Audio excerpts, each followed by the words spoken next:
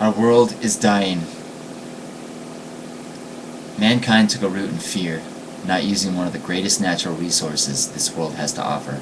Since 1937, 70% of our natural forests have been destroyed. Not in some natural disaster, but because mankind is pulling up as much of the easy, cost-efficient products that they can. A wise man once said, "Why use up all the forests, which were centuries in the making, and the mines, which require ages to lay down, if we can get the equivalent of forest and mineral products in the annual growth of hemp fields?" This same person, in 1941, after the prohibition of the plant had already begun, created a vehicle made 70% of hemp and designed to run on hemp fuel. This was a giant leap forward in what could have been. But because of the big money players and their new law based on corruption at the most sinister of levels, Henry Ford had to leave the invention and move on. Hemp has been used by mankind for thousands of years now, anything from clothing to food, fuel to energy, and medicine to pleasure.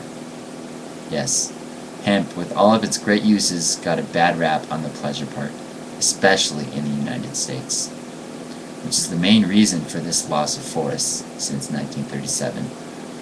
But before that time, hemp was a high commodity in the world, and other than the United States, it still is.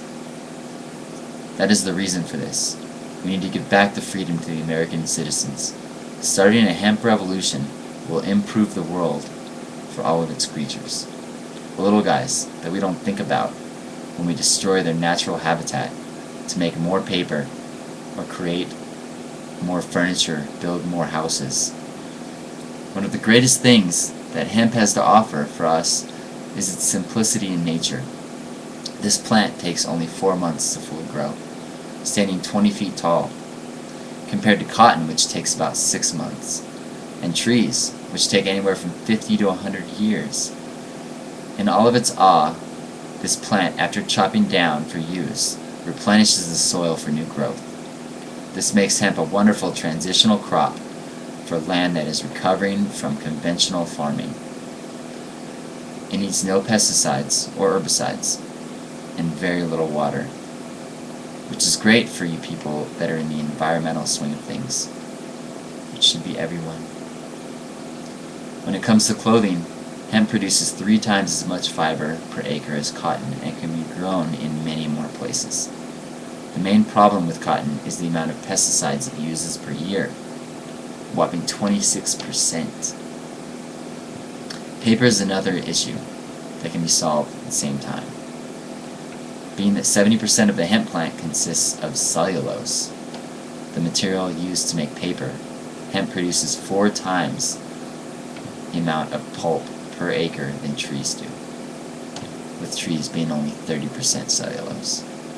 Now, making paper from trees creates over 5 times more pollution than making paper from hemp.